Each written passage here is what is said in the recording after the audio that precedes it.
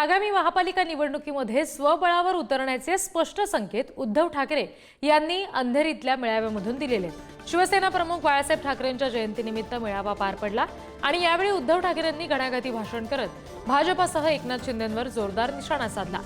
जखमी वाघ काय असतो आणि त्याचा पंजा काय असतो ते तुम्हाला भविष्यात दिसेल असं म्हणत उद्धव ठाकरेंनी अमित शहांना उत्तर दिलं। दरम्यान स्वबळासाठी मनगटात दम लागतो असं प्रत्युत्तर एकनाथ शिंदेंनी ठाकरेंना दिले। दरम्यान स्वबळाच्या मुद्द्यावर उद्धव ठाकरेंनी काय म्हटलं आणि त्यांना उपमुख्यमंत्री एकनाथ शिंदेंनी काय प्रत्युत्तर दिलं बघूया। आणि आता येत्या काही काळामध्ये महापालिका निवडणुका येणार आहेत। मी सगळ्यांशी बोलतोय, सगळे मुंबईतले सगळे बोलून झाले, संभाजीनगर नाशिक सगळे झाले। सगळ्यांचं मत आहे की एकटा लढा।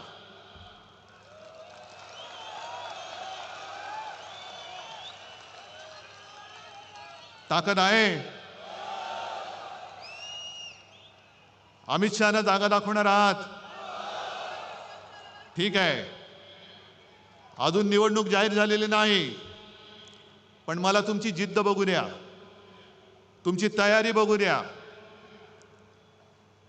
ज्या भ्रमात आपण राहिलो तो पहिला त्या भ्रमातनं बाहेर या आणि ज्या क्षणी माझी खात्री पटेल आपली तयारी झाले, मी कार्यकर्त्यांच्या मनाप्रमाणे निर्णय घेतल्याशिवाय राहणार नाही।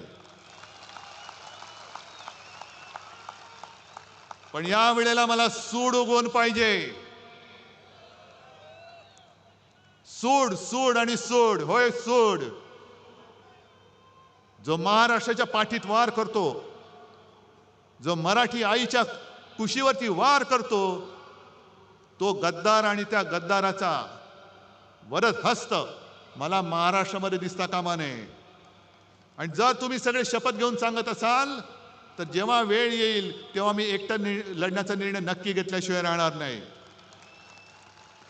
आज परत एकदा सगळ्यांना धन्यवाद देतो आणि अमित शहाना सांगतो की जास्त आमच्या नादी जेवढे अंगावर याल तेवढे वळ घेऊन दिल्लीला परत जाल। आता म्हणाले आम्ही स्वबळावर निवडणुका लढवणार। स्वबळावर निवडणूक लढवण्यासाठी मनगटात ताकद लागते आणि या ठिकाणी लढून जिंकण्यासाठी देखील या भुजांमध्ये ताकद लागते आणि घरात बसून लढता येत नाही। तुम लढो हम कपडा संभालते असं बोलून निवडणुका जिंकता येत नाहीत आणि कार्यकर्त्यांची मनही जिंकता येत नाही।